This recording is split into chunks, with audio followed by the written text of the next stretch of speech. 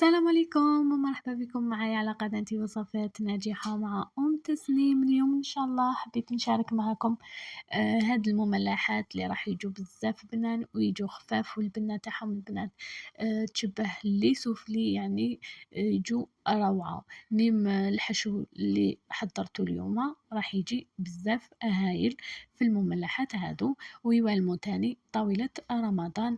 والعجينة اللي جبتها لكم بزاف هايلة، وتوالم كامل أنواع المعجنات، من بيناتهم يعني البيتزا. هذه هي البنات.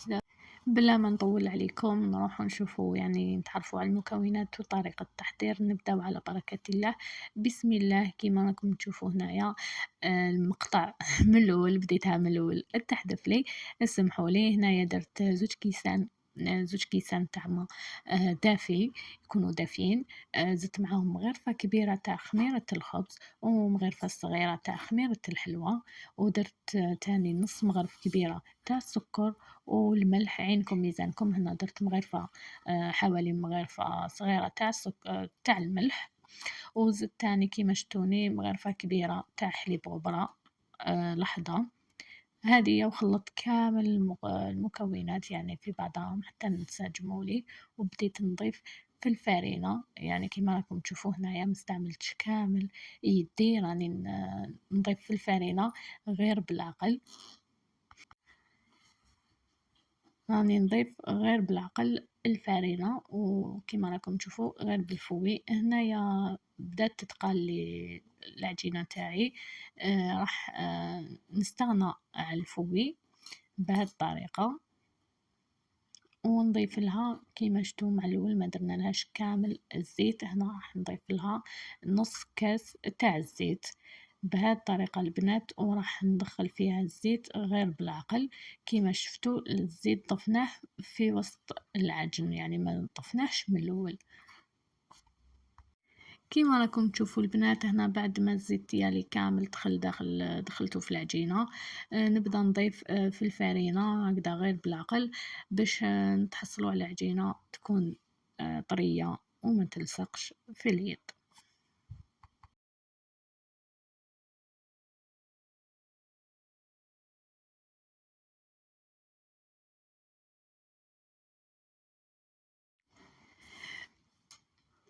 هنا البنات رحت غسلت يديا وعاودت وليت العجينة ديالي هكذا كيما راكم تشوفوا، ما راهيش تلصق لي في اليد. هنا يعني بالعانية، يعني رحت غسلت يديا باش تشوفوا بلي العجينة ما راهيش كامل تلصق في اليد وراهي خفيفة.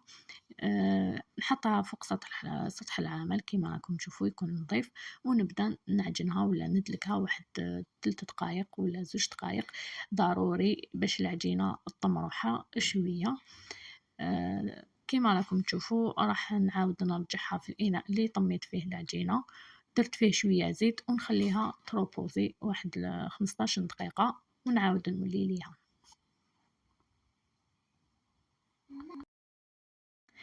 كيما شفتوني العجينة هنايا قسمتها على 2 وراح نخليها تروبوزي 15 دقيقة ولا 20 دقيقة. هذه هي البنات. هنايا حضرت راح نحضر معاكم الحشو. هنايا اللي درت فيه جبت مقلاة، درت فيها شوية زيت وحبة بصل رابيتها، وزدت معاها نص كاس تاع الماء، ودرت معاها الملح والفلفل الكحل وخليتها تتحمص. بعد ما شفت البصل تاعي دبال شوية، زدت معاها هنايا واحد 250 غرام تاع دجاج مرحي بهذه الطريقة. كيما راكم تشوفوا البنات التوابل ديروا واش حبيتوا. هنا ما درتش توابل، درت غير الملح وفلفل كحل، يعني فلفل اسود. هذا واش ندير توابل ما درت والو. هنا كانت عندي، هنا درت حوالي ربطة ونص تاع السلق اللي كنت طيبتهم في الماء والملح. من بعد صفيته، بعد ما طاب صفيته ودرته هنايا يعني في هذا الحشو اللي راه البصل والدجاج. من بعد زدت زيتون اخضر قطعته دوائر، وزدت شويه تاع المعدنوس. وهنايا حبيبات تاع الفرماج اللي كانوا عندي حوالي 8 قطع تاع فرماج. بعد ما تحمصوا لي كامل بهالطريقة ولا عندي الحشو واجد. هنا بعد ما جازت 20 دقيقة بعد ما حضرت الحشو وبرد تاني شوية معايا، جيت لهنا عاود وليت العجينة اللي كانت ارتاحت. شوفوا كيفاش راهي. راح نحاول نحلها على قد سنيوة اللي تدخل للفوغ كيما راكم تشوفوا هنايا. عاودت وليت درتها داخل الصينية اللي تدخل للفوغ،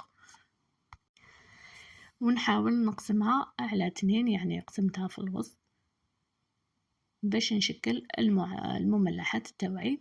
هنايا جبت الحشو ديالي اللي كان برد، يعني برد شوية، ونضيف له هكذا جبن مبشور. يعني انا منحبش بزاف في المملحات، منحبش بزاف الفرامج، راح يجو بزاف بالنسبه ليا يجوني بزاف تقال، وتاني يطلقوا هذيك الملوحيه ما نحبهمش بزاف. يعني نضيف غير شويه شويه كيما شتوني كيفاش غلقتها. هذه بالنسبه للنصف الاخر راني ندير فيه شويه تاني تاع الحشو هكا بالطول. يعني هاد المملحات راهم كامل جايزين عليكم في المواقع التواصل الاجتماعي، راهم دايرين حالة. أنا اليوم جبتها لكم بطريقتي، والعجينة هذه اللي راح على بالي راح بعد ما تجربوها راح تعجبكم.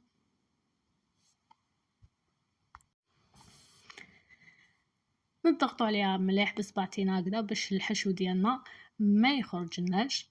كيما شفتوا من بعد ندهنها بصفر بيضة اللي كنت درتلو يعني قطيرة صغيرة تاع القهوة، ونبدأ نقسمهم مثلثات بهذا الشكل.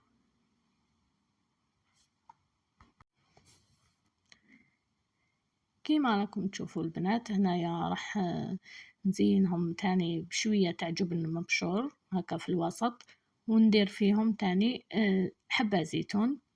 كل وحدة وكيفاش تحب تدير التزيين، اللي حب تدير ساندويتش ولا الجلجلان ولا كل وحدة والذوق تاعها وطريقة تاعها في التشكيل.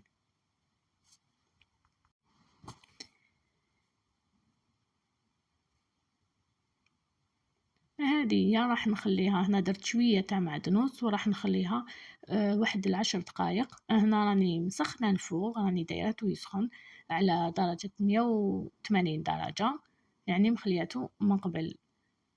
هنا بالنسبة للقسم الثاني تاع العجينة، الجزء الثاني اللي راني ندير فيها تاني درتها في سنيوة وراني نشكل فيها كيما درت من في العجينة الأولى. هنا العجينة تاعي هنايا اللي حضرتها معاكم خرجت لي كيما شتو 4 خبيزات تاع مملحات، يعني خرجت لي كمية الله يبارك، ويعني تكفي كامل للعائلة.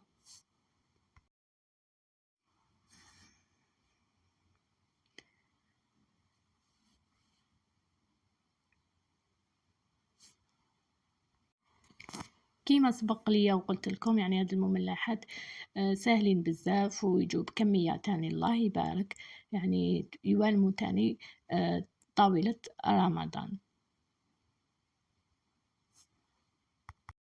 راح ندخلهم للفوغ على 180 درجة، الفوغ اللي راهو مسخن مسبقا، يعني من اللي بديت نفتح العجينة وهو يسخن. بعد ما يحمروا لي من التحت يعني نشعل لهم الفوغ ونخليهم يتحمروا لي ويدوا هذا اللون الشباب اللي راكم تشوفوه قدامكم. شوفوا بعد ما طابت هنا راهي سخونة هذا، ونخرجتها من الفوغ. شوفوا كيفاش راني نقطع فيهم، يعني جو بزاف هايلين، والخفة تاني ما نحكي لكمش. يعني نتمنى من قلبي يعني تجربوا هذه الوصفة، وعلى بالي راح تعجبكم. الوصفة هذه والله ماشي ندامة. آه، طاحت، حبت تطيح. هذه هي. شوفوا البنات كيفاش جات من الداخل. راح نقسم معاكم وتشوفوا. كما قلت لكم راهي سخونة.